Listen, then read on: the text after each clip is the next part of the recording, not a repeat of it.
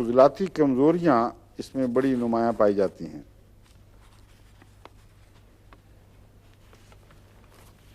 عضلاتی کمزوریوں میں کچھ اس کی مثال پلمبم سے ملتی ہے۔ پلمبم کا پتہ کیا کہتے ہیں، کس کو کہتے ہیں؟ سکہ۔ اور سکہ ایک ایسی چیز ہے جو عام گھروں میں استعمال ہوتا ہے، عام روزمرہ کی زندگی میں انسان کے استعمال ہونے والی چیز ہے، اور سکے سے بعض دفعہ رائٹرز پالزی ہو جاتی ہے اور رسٹ جواب دے جاتی ہے۔ اس میں پلمبم بہت اچھا کام کرتی ہے، لیکن پلمبم میں مسوڑوں کے اوپر خاص یہ اثر ہوتا ہے کہ اس میں نلاہٹ نمایاں ہو جاتی ہے۔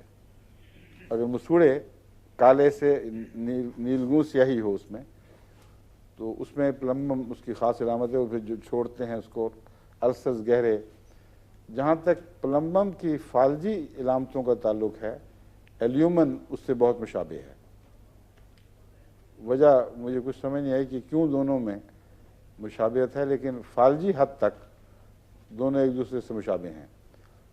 یہ اس لیے آپ کو مشابہتیں یاد رکھنی چاہیے کہ بعض دفعہ ایک پلمبم کا کیس آپ کے ذہن میں آتا ہے اور وہ فائدہ نہیں دے رہی، تو بجائے اس کے کہ نئی چھان بین دوسری شروع کریں، سب سے پہلے ان دواؤں کو آلٹرنیٹیو کے طور پر، متبادل کے طور پر استعمال کرنا چاہیے جو ان سے کچھ مشابہتیں رکھتی ہوں، اور مشابہتیں جزوی بھی ہوتی ہیں، بس جزوی مشابہتوں میں وہ استعمال ہوگی۔ ایلیومن پلمبم کی فالجی علامتوں میں فائدہ دے گی۔